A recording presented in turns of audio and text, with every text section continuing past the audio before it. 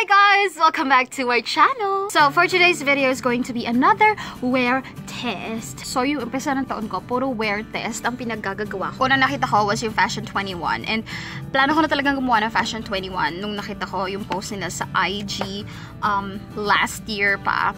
And then now, habang tumitingin ako sa Fashion 21 side, napadaan ako sa LA Colors na side. And I got this one right here. This is the LA Colors Matte Liquid Lip Color. So, the product looks like this. So, ang price ito is $249 and I got the shade. Oh, wow. Nasaan ang shade? There it is. I got this shade Perception. Haha, bulag lang. So, ito yung handle niya. Merong matte. So, obviously, it's a matte color. Okay, wait. So, it has a sponge applicator. You know, yung typical liquid lipstick applicator. And for $249, you get 4 grams of product or 0.14 ounces. So, this one is made in China, but designed in US. So, iba to, itong LA Colors, iba to sa LA Girl ha, just so you know. This is what it looks like sa lips ko. Medyo matagal siya mag-dry, mga besh. It feels a little bit tacky. And very slight lang. Hindi naman OA, hindi naman disturbing. Oh, what is this? That was a dry skin. Actually, the more na ginagano mo siya, medyo nawawala-wala din yung tackiness niya. Formula-wise, it's very creamy. Medyo liquidy nga siya. Pero medyo nahirapan akong i-apply yung color na to. I don't know about the rest of the colors nito. Kasi, somehow, nagmo-move yung colors. Medyo patchy siya. Na very slight lang naman. So, pag nilagay ko siya ng ganyan, tas binalikan ko, pinatungan ko ulit ng isa pa, nagmo-move yung colors. So, manageable pa naman siya somehow. Comfortable naman siya sa lips, pero ramdam mo na meron kang liquid lipstick. Very opaque, very pigmented. So you know the drill guys, kung anong susunod natin gagawin. Kakain tayo ng kakain.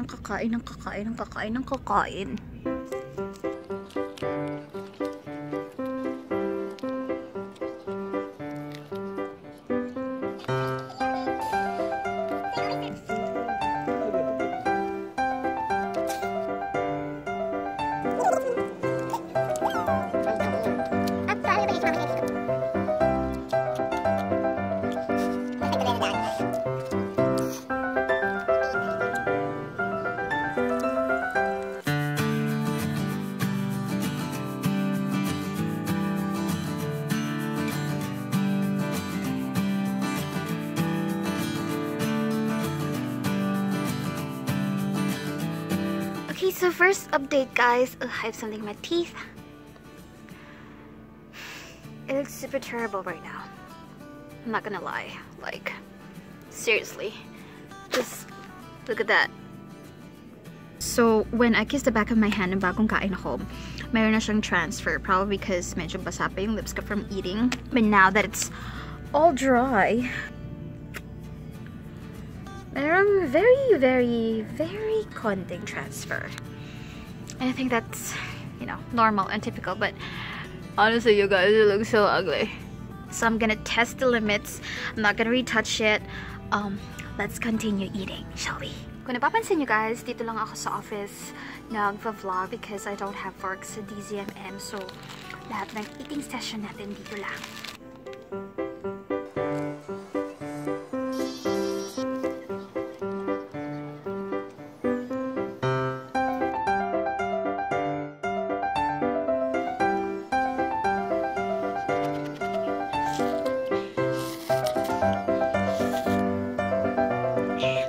Alright guys, so I just finished eating noodles and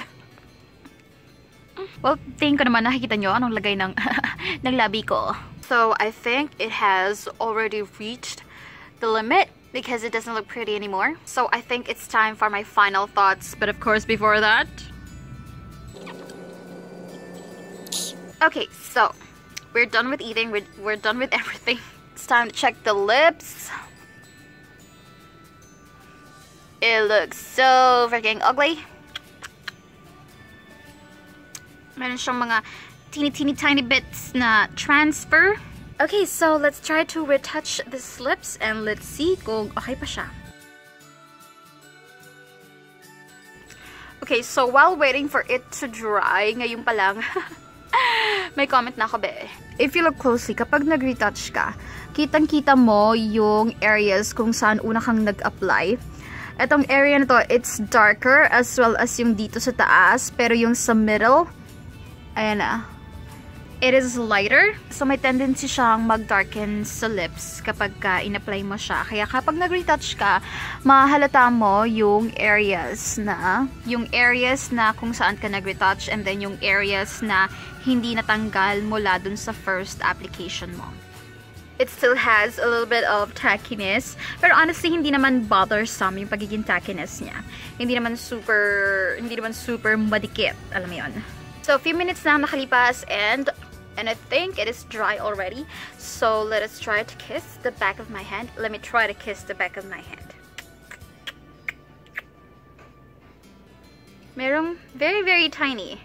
As in, legitly tiny marks. Probably, yun yung mga areas na hindi pa ganun katuyo.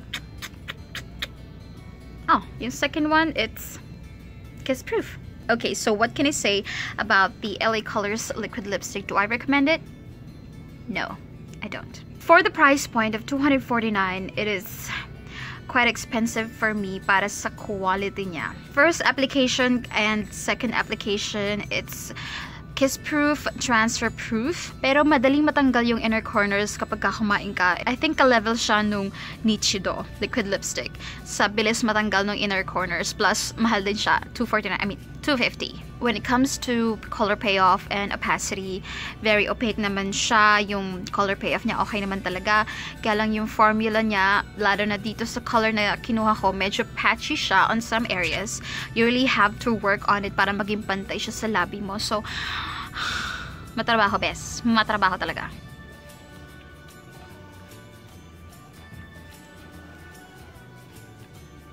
And it's just a bit sad kasi marami na ako na-try na liquid lipstick na alam mo yun, mas mura and mas maganda. Like Everbelena, Vice Ganda Cosmetics. So personally for me, hindi na ako bibili ng ganito. Itong LA Colors liquid lipstick. It's mahal and I'm not satisfied with performance. Ano pa ba?